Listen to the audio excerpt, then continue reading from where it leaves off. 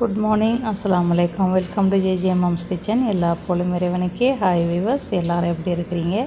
இன்றைக்கி நம்ம ஒரு அருமையான பிரேக்ஃபாஸ்ட்னு சொல்லலாம், ஈவினிங் ஸ்நாக்னு சொல்லலாம்.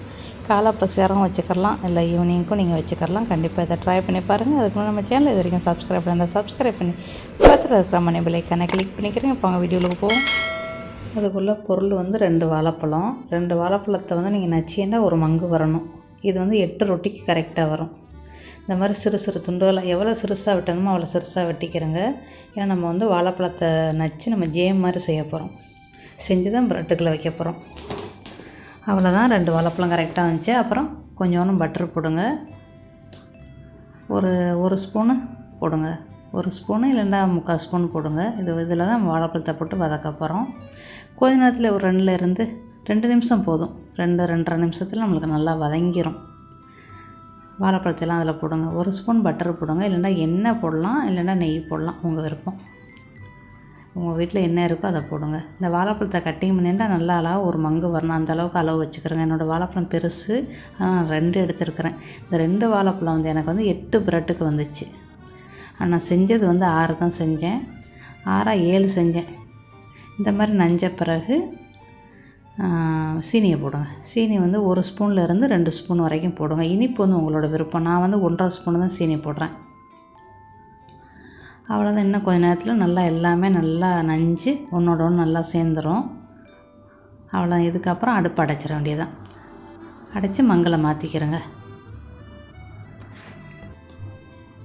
இந்த வாழைப்பழம் ஜேமாக கூட நீங்கள் வச்சுக்கரலாம். நிறையா வாழைப்பழம் இருந்தால் நீங்கள் செஞ்சு கூட வச்சுக்கரலாம். இதை ஒரு வாரத்துக்கு நீங்கள் யூஸ் பண்ணலாம். அப்புறம் இந்த கலவைக்கு நம்மளுக்கு 8 ரொட்டி தேவைப்படும். 8 ரொட்டி கரெக்டாக வரும்.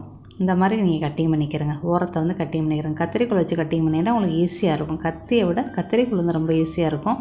நான் எப்போவுமே கத்திரிக்கோல் வச்சு தான் கட்டிங் பண்ணுவேன். இதான் ரொம்ப ஈஸி. அவ்வளோதான்.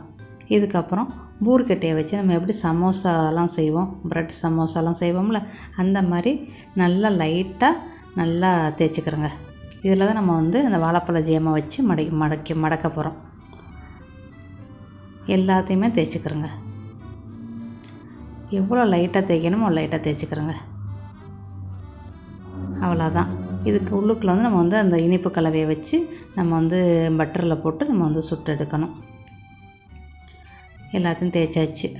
உங்களுக்கு எவ்வளோ வேணுமோ அவ்வளோ தேய்ச்சிக்கிறோங்க. ஆனால் அந்த கலவை 8 ரொட்டிக்கு தான் வரும். நீங்கள் கூடுதலான ஆளுங்க இருக்கிறாங்க உங்கள் வீட்டில், குட்டீஸ்கள் கூடுதலாக இருக்கிறாங்க அப்படின்னா நீங்கள் கூடுதலாக செஞ்சுக்கிறங்க. வாழைப்பழத்தை கூட போட்டுக்கிறோங்க. 1 ஸ்பூன் வைங்க. 1 ஸ்பூனுக்கு மேலே வச்சா ரொம்ப நம்மளுக்கு இனிக்கும், ரொம்ப தள்ளிக்கு நிற்கும் அந்த ப்ரெட்டில்.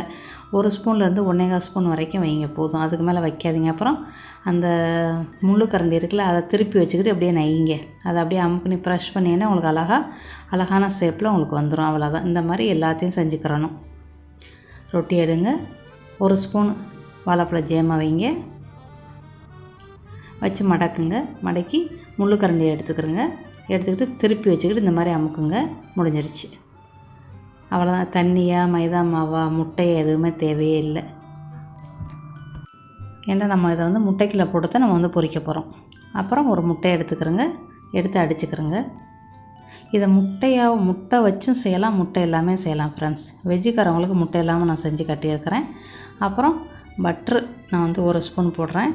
நீங்கள் உங்கள் வீட்டில் எண்ணெய் இருக்கா, நெய் இருக்கா, எண்ணெய் இருக்கோ அதை போடுங்க. எண்ணெய் போட்டாலும் பிரச்சனை. நம்மளுக்கு பொன்னிறமாக பொரிக்கணும் லைட்டாக எண்ணெயில். அவ்வளோதான். தோசைக்கல்லில் வச்சு கூட நீங்கள் செய்யலாம் ஃப்ரெண்ட்ஸ். சரியா? அதோட முட்டைக்கில் அதை வைங்க. இது கரெக்டாக ஒரு முட்டை இந்த மாதிரி இந்த ப்ரெட்டுக்கு 8 ப்ரெட்டுக்கு கரெக்டாக வரும். 8 ப்ரெட்டுக்கு ஒரு முட்டை சரியாக வரும். நம்மளோட ஜேம் 8 ப்ரெட்டுக்கு கரெக்டாக வரும். அதோட கூடுதலான வேணும்னு நீங்கள் எல்லாத்தையும் கூடுதலாக போட்டுக்கிறோங்க. 4 வாழைப்பழம், 2 முட்டை, 16 ரொட்டி எல்லாமே கூடுதலாக வச்சுக்கிறோங்க. அவ்வளோதான். இப்போ இதை நம்ம நெருப்பை மெதுவான தீயில் தான் வைக்கணும். வச்சு பொன்னிறமாக பொரிச்சுக்கிறோங்க. சட்டியை நல்லா சூடு பண்ணிவிட்டு அடுப்பை கொஞ்சம் குறைச்சிக்கிறோங்க. இல்லைன்னா அப்படியே கறிவீரும்.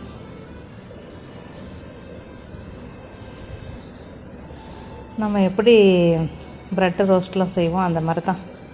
ப்ரெட்டை தொட்டு முட்டைக்கில் போட்டு வைக்க மாட்டோமா, அந்த மாதிரி தான். ஆனால் இது உள்ளுக்குள்ளே நம்ம வாழைப்பழத்தை வைக்கிறோம். அவ்வளோதான். எண்ணெயெல்லாம் ரொம்பவே குடிக்காது, ரொம்பலாம் இல்லை எண்ணெய். சரியா? அவ்வளோதான். அப்புறம் எல்லாத்தையும் போடுங்க. உங்கள் சட்டி எத்தனை உங்களுக்கு கொள்ளுதோ அத்தனை போடுங்க. என் சட்டி வந்து 3லேருந்து 4 போடலாம். நான் 3 மட்டும் போட்டு காட்டுறேன். அவ்வளோதான், முடிஞ்சிருச்சு. 2 பக்கம் ப்ரௌன் கலரில் வந்த பிறகு எடுத்துட வேண்டியது ஃப்ரெண்ட்ஸ். இதுக்கு வந்து ரொம்ப எண்ணெயெல்லாம் தேவையில்லை, குறைவான பொருள் தான். ப்ரெட்டு, வாழைப்பழம், சீனி இருந்தால் போதும். ஒரு அருமையான ஒரு ஈவினிங் ஸ்நாக் ரெடி பண்ணிட்டோம். இது குட்டீஸ்களுக்கு ரொம்ப ரொம்ப பிடிக்கும். கண்டிப்பாக நீங்கள் ட்ரை பண்ணி பாருங்கள். பட்டரை போடுங்க. போட்டு முட்டையை தொடாமல் நம்ம வந்து வெஜ்ஜுக்காரவங்களுக்காண்டி முட்டையை தொடாமல் செஞ்சு காட்டுறேன் பாருங்கள். இதை வந்து ரொம்ப அடுப்பை ரொம்ப மெதுவாக வச்சுக்கிறணும். முட்டை இருந்தாலும் ஒரு கோட்டிங் நம்மளுக்கு இருக்கும். முட்டை இல்லாதனால ரொம்ப பத்திரமா நம்ம திருப்பி போடணும், இல்லைன்னா கறிவிடும். இதே நல்லா கோல்டன் கலரில் பொன்னிறமாக வந்த பிறகு எடுத்துருங்க. எடுத்து என்ன செய்யுங்க, சீனி வச்சுக்கிறோங்க. தூள் சீனி இல்லை ப்ரௌன் சுகராக என்ன சீனி இருக்கோ உங்களுக்கு இது வேணுண்டா எடுங்க, இல்லைண்டா தவிர்த்துக்கிறோங்க. சீனியில் பிரட்டி அப்படியே வச்சுருங்க. சுட வச்சா நம்மளுக்கு நல்லா ஒட்டிக்கிறோம்.